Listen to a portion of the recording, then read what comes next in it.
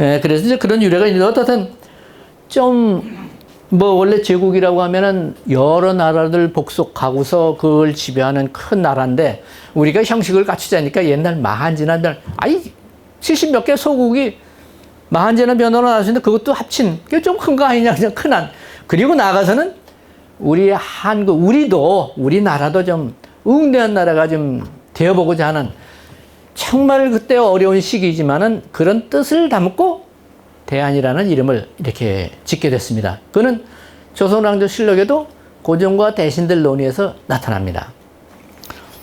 자, 그런데 이런 뭐 어떤 그 역사적 유래나 뭐 용어의 의미 이거 말고 대한제국을 부정할 때 어떤 현상이 나타나느냐?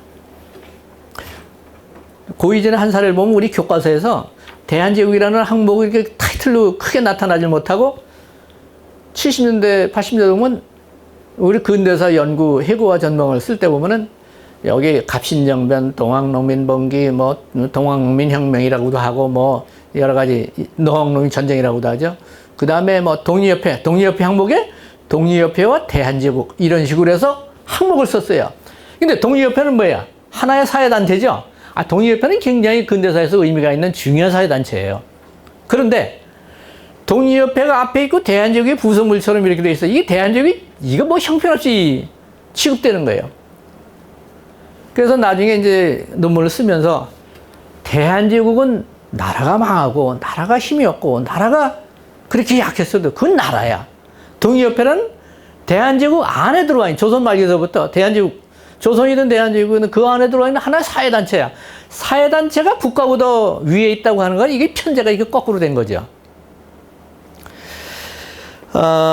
그뿐만 아니라 대한제국기에 엄청난 신문물이 수용돼. 물론 조선 말기에도 마찬가지예요. 그때 수용된 신문물, 뭐 이화학당, 배제학당, 뭐 그보다 조금 더 앞에 조선 말기에 뭐 이렇게 등장했지만은 대한제국기에 들어와서 학교 설립된 게 뭐 오늘날 뭐 숙명학교라든지 숙명여자대학, 숙명여고 있잖아요. 또 진명학교라든지 또 그 외에 수많은 학교들이 전국에 등장하는데 대한제국이 어마어마하게 등장합니다. 신식학교, 병원, 그 다음에 여러 가지 공장이라든지 또 육군 무관학교라든지 뭐 군사, 외교, 의례, 뭐 의료, 산업, 또 교육 모든 부면에서 그러니까 신식 수학교육 같은 거 우리나라에서 처음으로 교과서 만든 게 대한제국계 다 만들었어요. 그런 게 너무나 많아. 그리고 또 하나는 오늘날 대한민국의 국가 상징을 대표적인 걸 꼽는다면 뭐가 있나요? 태극기 있죠. 또 애국가 있죠. 나라의 노래. 또 나라의 꽃 있죠. 또 나라 이름 있죠. 한 네 가지만 대표적으로 꼽는다면 그거 다 어디서 왔어요? 대한민국 임시정부에서도 썼고 그 다음에 대한민국 임시정부 이전에 대한제국 당시에 유래를 합니다. 물론 나라의 꽃은 뭐 이화 문양에서 이제 이렇게 무궁화로 이렇게 확실하게 정착된 건 이제 대한민국 임시정부나 이렇게 가면서 이제 이렇게 이제 관습적으로 써왔는데 대한제국 말기에 이미 등장을 해요. 뭐 남궁옥 선생 이런 분들 그다음에 우리 한반도 지도 수 놓은 거 보면 전부 무궁화로 다 이렇게 했잖아요. 그런 의식이 싹 떴고 또 애국가는 윤치호 선생의 작사로 저는 뭐 확신을 합니다만은 그 당시에 독립협회 활동 당시에 수많은 애국가가 등장했어. 그 수많은 애국가 중에서 가장 대표적으로 이제 윤치호 선생이 작사한 이 애국가로 처음에는 올드랭 사인에 맞춰서 부르다가 이제 요즘에 이제 안익태 선생의 작곡가에 의해서 이런 그 현재 그 아주 지금 아주 훌륭한 애국가 곡이 탄생을 했죠. 이거 다 이어지는데 대한제국을 없애보면 어떻게 된다는 거예요. 또 하나 대한제국 때 독도 영토 편입하는 거 우리가 공식적으로 근대적 의미의 그거 그 대한제국 그 법령에 나와 있어요. 그 이전에는 그냥 관습적으로 우리가 이거 뭐 다 독도 뭐 우리 영토 이랬는데 일본이 러일 전쟁 당시 독도를 갖다가 전략적으로 이렇게 일본 심한에 한 그 소속으로 이렇게 그 편입을 시켰는데 자기들 마음대로 지방에 뭐 지방고시 해가지고 이건 누가 알아? 우리는 공식적으로 대한제국 법령에 그게 나와 있어요. 그 다음에 대한제국 때 서양 여러 나라와 다 조약을 맺었어요. 중국과도 새로 조약을 맺고 일본과도 조약을 새로 맺었어요. 그 조약 관계 다 어떻게 할 거야?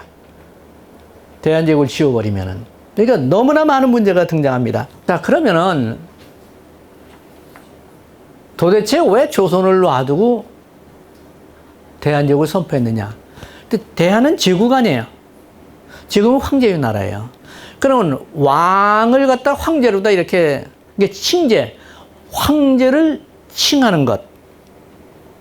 그 당시에 유명한 노래는, 용어는 칭제 건원입니다. 건원이라는 것은 으뜸원자, 세울, 이게 뭐야? 명나라든 청나라든 황제가 새로 즉위하면은 그때부터 건원이 시작되는 거예요. 그러니까 연호가 새로 시작돼요. 명태조 홍무제가 등장하면 홍무 1년, 2년, 3년, 홍무 원년, 2년, 3년 이런 식으로 되겠죠. 그 다음에 청나라 강희제 등장하면 강희 1년, 2년, 3년, 4년. 근데 광서제가 등장하면 광서 1년, 2년, 3년, 4년. 이런 식으로 해서 연호를 쓰는 거예요. 오늘날 우리가 쓰는 연호는 뭐예요? 연호라는 개념 가지고 어떤 분이 또 반론을 제기하던데 저는 연호라고 봅니다. 연호 쉽게 얘기해서. 요즘 쓰는 연호가 뭡니까? 지저스 크라이스트 연호 아니에요. 서기. 서기라고 하는 사실은 예수 탄생부터 이렇게 연호를 쓰고 있잖아요. 그런데 전통시대는 뭘 써? 청나라 황제, 명나라 황제, 집권할 때부터 1년, 2년, 3년 그런 식으로 다, 우리 동양연표 보면 다 그렇게 돼 있죠. 근데 그 밑에는 전부 서기로 다 이제, 우리 세계 이제 공통적으로 이제 서기 언어를 쓰지만은, 그런 식으로 해서, 우리 독자적으로 쓰는 언어가 사실은 없는 거죠. 그럼 뭐야? 매년 중국에서 책력을 보내줘요. 사신을 통해서. 그러면 그거 가지고 이제 그 연어를, 그걸 따라서 쓰고, 그러니까 중국의 시스템에 따라서 우리가 쓰고 있었어요. 그리고 이제 칭제 건원, 그리고 칭제는,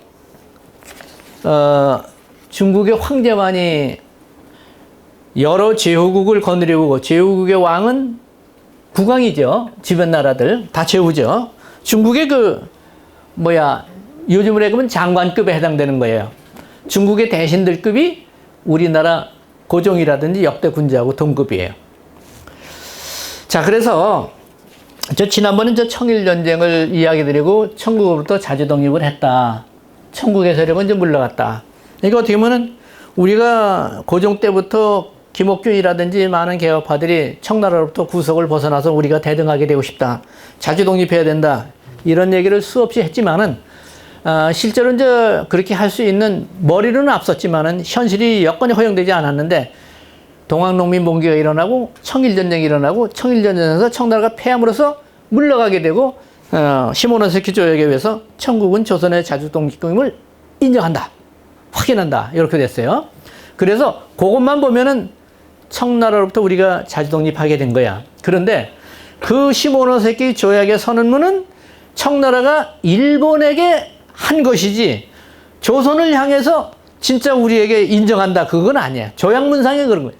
왜 그걸 알 수 있느냐면 조약을 체결하고 난 다음에 우리나라 대신들이 청나라에 사절 보내가지고 또 여기 청나라에서 와 있는 요즘으로 하면 대표부죠. 이 사람들한테 조선의 자주독립, 우리가 청나라로부터 이제는 자주독립한 나라가 아니냐 그러면 웃기지 말라. 이런 식의 반응이에요. 이게 일본이 청나라가 일본하고 조약을 맺을 때 어쩔 수 없이 거기에는 우리가 인정한다. 그 일본을 향해서 인정한 거지 조선을 향해서 진짜 우리하고 대등한 나라가 됐고 자주독립국이다. 이거 선언을 한 건 아니에요. 이 선언을 언제 했을까요? 청나라는 우리는 자주독립국이라고 인정을 안 하고 계속 4대 정부라는 속국 그러한 인식을 계속 갖고 있는 거예요. 대한제국을 선포했을 때.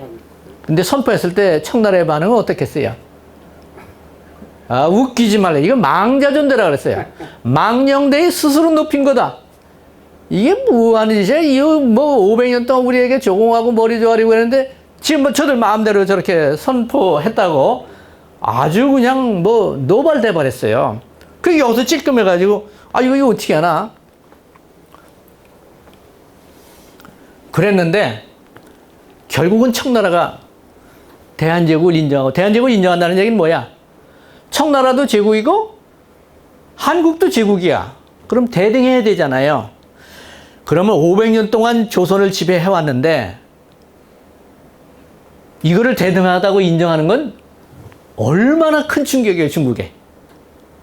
우리도 마찬가지예요. 500년 동안 맨날 저기 뭐 상국으로 섬기고 대국으로 섬겼는데 우리가 대등한 나라다라고 조약을 맺자는 그런 제안을 한다는 거, 지금은 당연하지만 그때 당시로는 간단한 일이 아닙니다.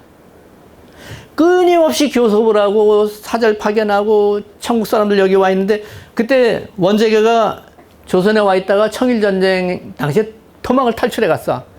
그런데 탈출하면 어떤 문제가 생기느냐? 여기 현재 거주하는 중국인들을 누가 관할을 해줘야 되잖아요. 왜? 상업 무역을 하는 청국상인들이 많이 와 있어요. 인천항에도 와 있고 서울에도 와 있어. 전국 곳곳에 와 있어요.